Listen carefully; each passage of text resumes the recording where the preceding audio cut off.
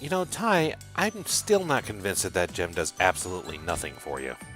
It's just a regular old gem. It's not like it has the power to destroy the entire universe and all life as we know it held within it. That would be ridiculous. No, I kind of meant that it goes well with that scarf. You know, that whole adventurous woodland creature thing you have going for you. Oh, well, thank you. I didn't really have you to be a fashion critic, though. Aren't you supposed to be a gamer? Well, both in games and in life. I like to dress the part. Oh, okay. So, you're a Rarity fan? I do enjoy the occasional Rarity episode, though I don't quite think I share the same fashion sense. Say, I have an idea. Are you thinking what I'm thinking? Does it end with cookies? Yes. Then sign me up.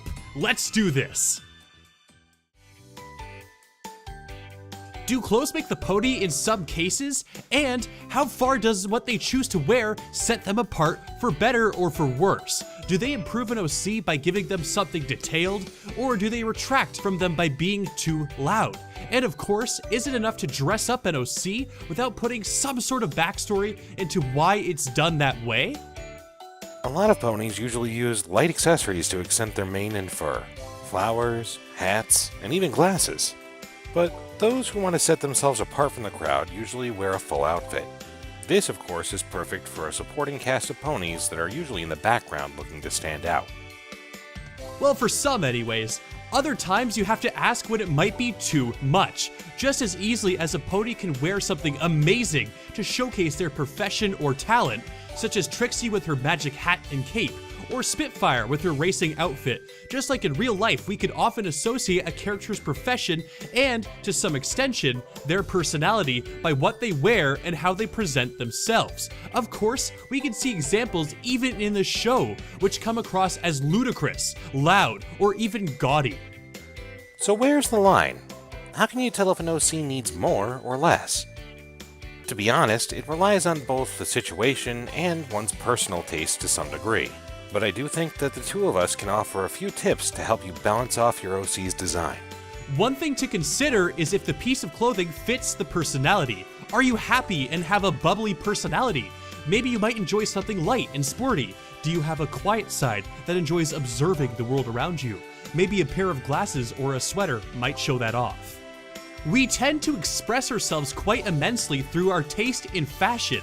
So when considering clothing and styles for your OC, take into account who they are and what they may be doing on a daily basis. After all, a painter likely won't be wearing a full tuxedo when they work, nor would a potion maker wear a race suit. Just don't try so hard to dress as something that might not mesh with your personality. Of course, while clothing and accessories can really help accentuate a character and make them stand out, sometimes wearing too many accessories can be problematic as well. Doing so can take away from the character as a whole. An outfit should complement the OC's design and what they do. Too much can just be painful to look at. Now, I truly feel beautiful. Ty? Ty? I can't move. Can you scratch my nose? Ty? The important thing to keep in mind is to not completely cover the character from head to toe in accessories that have no significant importance to the character. Why does the character have a feather in their hair? Does that jacket they're wearing mean something to them? What about that bow? What's the significance of that? By really considering your choices and accessories and the significance to your own character, it acts as a fairly good personal check to halt the cluttering of an OC. Think of it like spring cleaning for fashion, getting rid of the things that you don't need. I'm sure that you'll find that a character with fewer but more meaningful accessories can look more appealing than one that's suffocating in their wardrobe. Of course, colors are important as well. Too many and an outfit is all over the place. Too few and it can come across as bland and boring. And some colors may be blending too well with an OC's, such as a blue pony wearing a blue suit with a blue shirt and, guess what, a blue tie. While the colors match, there really isn't all too much to make the outfit or the character stand out from the background. Usually a good color palette for an outfit should complement the colors of the OC. A good rule of thumb would be to use two primary colors to work with your OC's colors. Then you use a third color to accent the trim and minor details. Of course, you could use more with the right context. Plaid and interweaving designs can make things look interesting. However, they tend to be far more complex, and as a result, far more difficult to get right. Just try not to overuse them, but certainly don't be afraid to give them a try. Some accessories and uniforms are also a good way to give some background to a character. A cutie mark can have multiple meanings. Having a few items to help clarify their skills can be useful. These can also help give an idea of how they're feeling and their personality.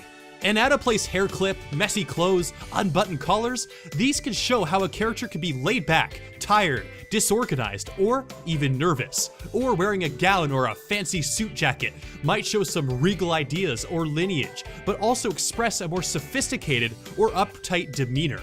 They don't express the emotions by themselves, but they help to accent the situations and actions the OC is involved in. And as said before, how an outfit works is situational and up to personal taste. Be creative, have fun making your character. Make something that you enjoy.